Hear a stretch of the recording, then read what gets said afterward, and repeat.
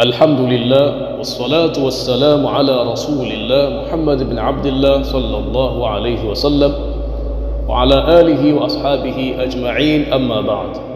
نعم، بتوفيق الله سبحانه وتعالى tunaendelea na barnamiji yetu ya fawaid hadithia, na walillahi alhamd, jana tumegusia taarifu ya alhadith algharib na tukagusia kuielezea aina moja miongoni mwa aina zake mbili ambayo ni alfardhu almutlaq. Na leo insha Allah taala tutazungumzia aina ya pili ya hadithi algharib, na alfardhu ni alfardhu alnisbi au alfardhu almuqayyad. Wanawazuoni wa hadithi wanaita alfardhu alnisbi au alfardhu almuqayyad. Tamam, haka. Kwa hiyo kupitia darasa yetu ya jana tumeitambua alfardhu almutlaq ni hadithi aina gani, lakini pia tumetambua min aina tabda'u algharaba,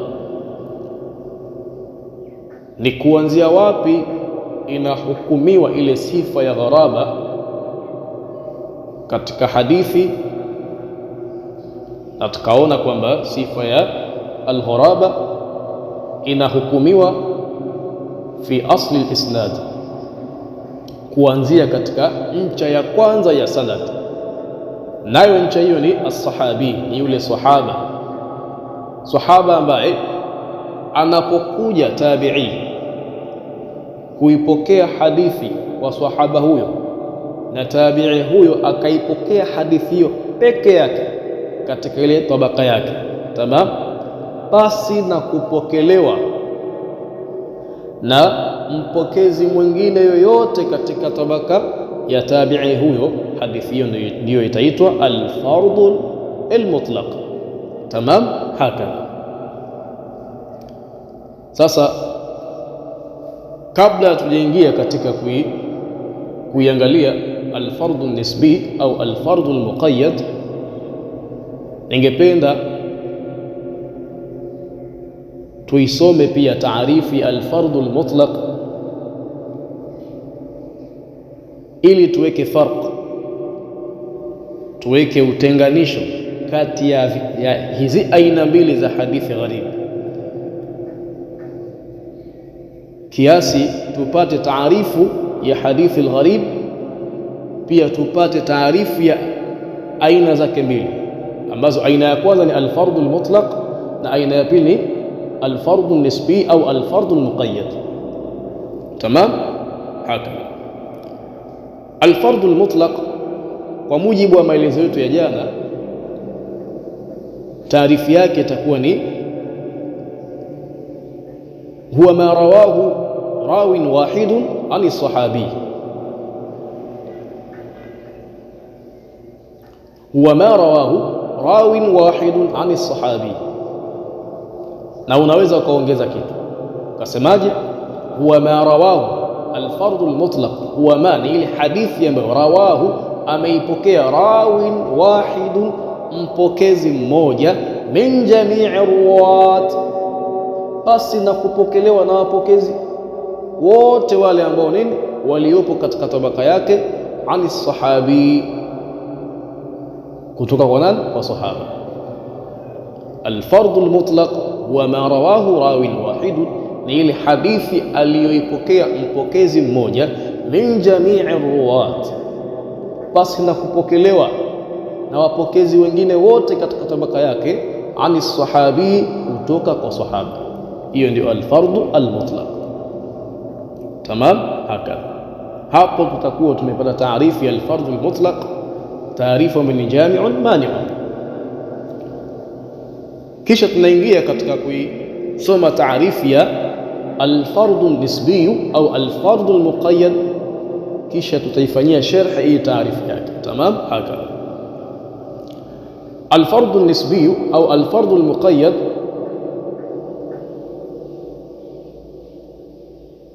huwa ma ruwiya birawin wahid,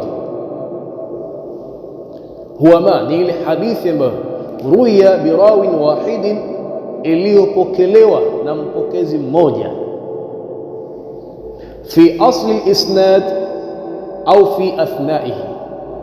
Fi asli al-isnad, mpokezi huyo awe ameipokea hadithi hiyo katika asli al-isnad au fi athnaihi, au katikati ya sanadi, muqayyadan, hali ya kuwa hadithi hiyo ni yenye kufungamanishwa, muqayyadan, hali ya kuwa hadithi hiyo ni yenye kufungamanishwa, bisifatin, kwa sifa fulani, au jam'in, au kundi la watu fulani, au fardin, au na mtu fulani, baada taaddudi turqihi, baada ya kuwa na njia zaidi ya moja. Hiyo ndiyo taarifu ya alfardu nisbiyu au alfardu almuqayyad. Ni ipi? Huwa ma ruwiya alfardu nisbiyu au alfardu almuqayyad huwa ma ruwiya birawin wahidin fi asli alisnad au fi athnaihi, muqayyadan bisifatin au jam'in au fardin ba'da ta'addudi turqihi. Ni ile hadithi iliyopokelewa na mpokezi mmoja fi asli isnad, katika ncha ya kwanza ya sanadi, au fi athnaihi, au katikati ya sanad, muqayyadan, hali ya kuwa ni kufungamanishwa bisifatin, kwa sifa fulani, au jam'in, au kwa kundi la watu fulani, au fardin, au kwa mtu fulani, baada taaddudi turqihi, baada ya kuwa hadithi hiyo imepokelewa kwa njia zaidi ya moja. Tamam, hakadha. Sasa tuifanyie sharhi hii taarifu ya alfardu almuqayyad. Kwa sababu gani? Kwa mujibu wa taarifu hii ya alfardu almuqayyad au alfardu nisbi, tayari inaonekana hii hadithi ina aina zaidi ya moja, ina aina zaidi ya moja, tofauti na alfardu almutlaq. Alfardu almutlaq aina ni ile ile tu ambayo tabi'i mmoja katika tabaka yake anaenda kuipokea hadithi hiyo peke yake kutoka kwa sahaba. Hiyo ndio alfardu mutlaq, aina ni moja tu. Lakini alfardu nisbiyu au alfardu almuqayyad, kwa mujibu wa taarifu yake hii, tayari inaonekana ina aina zaidi ya moja, na aina zake ni tatu: muqayyadan bisifati au jam'i au fardin ba'da ta'addudi turqihi, baada ya kuwa imepokelewa kwa njia zaidi ya moja. Kupokelewa kwa njia zaidi ya moja ni maana kwamba ilipokelewa na watu fulani, kisha kaja kupokelewa na watu wengine fulani. Haijalishi iwe hao watu fulani au hao watu tofauti wamepokea hadithi hiyo kwa sahaba mmoja au kwa sahaba zaidi ya mmoja. Tamam, hakadha. Mathalan, inakuja hadithi hiyo imepokea Abi Hurairah, hadithi hiyo pia imepokea Abi Sa'id al-Khudri. Tamam, hakadha. Kwa Abu Hurairah wakaenda kupokea hadithi hiyo watu watatu, tayari hadithi hiyo ni mashhur. Tamam. Kisha kwa Abi Sa'id al-Khudri, kwa Abi Sa'id al-Khudri akaenda kuipokea mtu mmoja, tayari ni alfardu almuqayyad au alfardu nisbi. Kwa sababu gani? Imepokelewa katika tabaka moja na njia zaidi ya moja. Tamam, hakadha. Kwa hiyo sasa leo tutaisoma alfardu nisbi katika nini? Katika aina yake ya kwanza ambayo ni muqayyadan bisifati. Tuliposema huwa ma ruwiya birawin wahidin fi asli al-isnad au fi athnaihi muqayyadan bisifatin, hali ya kuwa imefungamanishwa na sifa, ni mfano wa kusema ma rawahu thiqatun illa fulan. Ni mfano wa kusema kwamba hadithi hii hakuipokea mtu ambaye ni thiqa isipokuwa mtu fulani, hakuipokea mtu ambaye ni thiqa isipokuwa mtu fulani. Tamam, haka utaona tayari umeifungamanisha hadithi hii katika kupokelewa kwake na sifa ya mtu ambaye ni thiqa. Thiqa ni mtu ambaye anaaminiwa katika mapokezi yake ya hadithi na katika kufikisha kwake nini? Hadithi.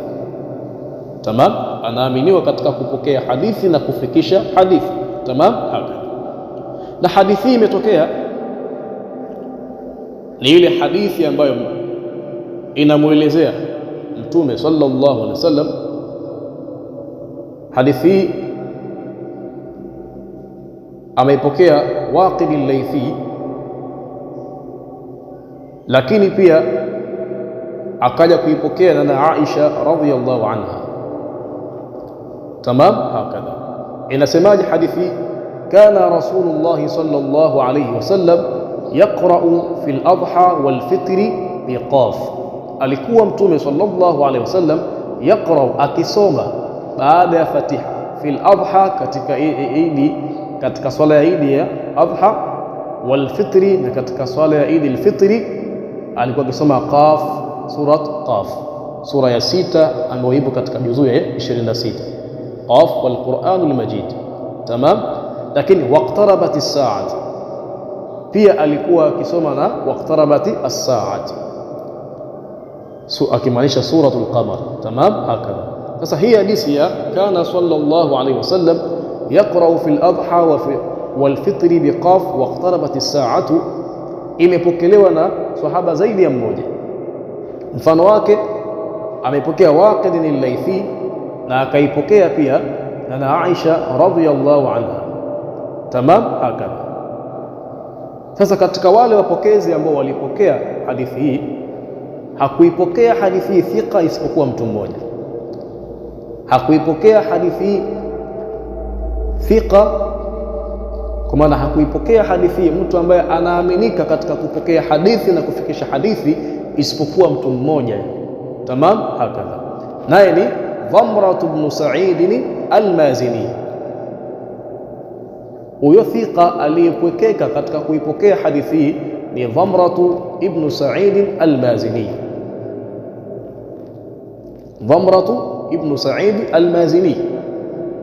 Dhamra ibn Sa'id al-Mazini ameipokea hadithi hii an Ubaydillah ibn Abdillah. Tamam, hakadha. An Waqid, naye Ubaydi ibn Abdillah ameipokea hadithi an Waqid al-Laythi, an Waqid al-Laythi. Tamam, naye Waqid al-Laythi ameipokea hadithi kutoka kwa mtume wetu Muhammad sallallahu alaihi wasallam. Sasa kwa kuwa ameifungamanisha hadithi hii kwa kusema marawahu, kwa kuwa wanawazuoni wameifungamanisha hadithi hii na sifa ya kusema marawahu thiqatun illa Dhamra ibn Sa'id al-Mazini, ni kuonesha kwamba hadithi hii ilipokelewa kwa njia nyingine na mtu ambaye si thiqa, na mtu ambaye si thiqa. Tamam, hakadha. Na ni kweli ilipokewa na mtu mwingine ambaye si thiqa, naye ni Ibn La'ihata. Ibn La'ihata alikuwa ni katika muhadithin, lakini alikuwa ni hafidh kitabi. Alikuwa ni hafidh kitabi, sababu katika muhadithin kuna mtu ambaye ni hafidh dhabti, hafidh sadri. Tamam, hakadha. Katika muhadithin kuna mtu ambaye ni hafidh sadri na kuna mtu ambaye ni hafidh kitabi. Hafidh sadri ni mfano wa Imam Bukhari. Imam Bukhari alikuwa amehifadhi hadithi 10,000 na hizo hadithi 10,000 ni hadithi ambazo ni sahihi. Haimaanishi kwamba alihifadhi hizo tu, hapana, alihifadhi na nyingine, lakini hizo hadithi 10,000 ndio hadithi sahihi. Tamam, haka. Kisha akaja kukusanya kwenye kitabu chake hadithi 8,000 na kumaanisha kwamba zile hadithi ambazo amezikusanya kwenye kitabu chake ni asahhu sahih, ni hadithi sahihi zaidi kuliko zile 2,000 ambazo nini alizihifadhi na ni sahihi lakini hakuziandika kwenye kitabu chake. Tamam, hakadha. Sasa Imam Bukhari alikuwa ni hafidh sadri, ni hafidh ambaye amehifadhi hadithi zake kifuani na kuwa ni mtu mwenye udhaifu. Lakini Ibn La'ihata alikuwa ni hafidh kitabi na alikuwa akiwafikishia watu hadithi muda mwingine kwa hifdhi, kwa maana pasi na kuangalia kwenye kitabu. Sasa ikatokea vitabu vyake vile vikachomeka moto. Baada ya kuchomeka moto vitabu vyake akawa akichanganya baadhi ya riwaya. Tamam, riwaya hii anaitia katika matni hii, sasa matni hii anaitia kwenye sanadi nyingine. Tamam, hakadha. ndio wanawazuoni wakamsifu na sifa kwamba ni dhaifu. Tamam. Haka sasa Ibn Lahiyata amepwekeka kuipokea hadithi kama hii kutoka kwa Khalid ibn Yazid, naye Khalid ibn Yazid anaipokea hadithi ani Zuhri kutoka kwa al-Imam Zuhri, naye al-Imam Zuhri anaipokea hadithi an Urwa kutoka kwa sahaba min Urwa, naye Urwa anaipokea hadithi an Aisha radhiyallahu ta'ala anha. Tamam. Haka kwa hiyo hadithi hii ni al-fardhu al-muqayyad, al-fardhu al-muqayyad au al-fardhu an-nisbi. Kwa sababu gani? Kwanza tunaona kwamba nini, gharaba yake imepatikana katikati ya sanad, katikati ya sanad. Dhamratu ameipokea kutoka kwa Ubaidillah ibn Abdillah. Tamam. Si katika asl isnad. Aliyepokea hadithi hii kutoka kwenye asl isnad ni Ubaidillah ibn Abdillah. Tamam. Hakadha, lakini ikafungamanishwa na sifa kwamba ma rawahu thiqatun illa Dhamratu ibn Sa'id al-Mazini. Tamam. Hakadha. Kwa hiyo leo insha Allahu taala tutabaruku na hiyo aina moja ya al-fardhu al-muqayyad, kisha kesho insha Allahu taala tutaendelea na hizi aina nyingine ili tukamilishe hii bahthi yetu ya hadithi al-gharib. Na hadithi gharib ni katika miongoni mwa hadithi ambazo ni katika miongoni mwa vigawanyo vya hadithi ambavyo vinachanganya sana, kiasi kwamba ukisema uchukue tu katika kitabu fulani kisha utegemee kwenye kitabu hicho hicho basi na kufanya upekuzi katika vitabu vingine, inakuwa ni vigumu wewe kuweza kuielewa. Na si hadithi gharibu tu, pia hadithi shadh ni katika hadithi ambazo ni ngumu sana katika kuzifahamu, na hadithi munkar. Tamam. Hii ni kwa itifaki ya wanazuoni wa hadithi na wanazuoni wa fiqh kwamba vigawanyo hivi vitatu ni vigawanyo ambavyo vinachanganya. Tamam. Haka kwa hiyo leo tuishie hapa katika kuisoma aina miongoni mwa aina za alhadithi nisbi ya alfardhu alnisbi au alfardhu almutlaq, tukibakiwa na aina mbili ambazo ni au jam'in au fardin ba'da ta'addudi turuqihi. wa ila huna nantahi. Alkamadu lillah wal ismatu lil anbiya wan naqsu lana wa hadha. Assalamu alaykum wa rahmatullahi wa barakatuh. Al afwa minkum.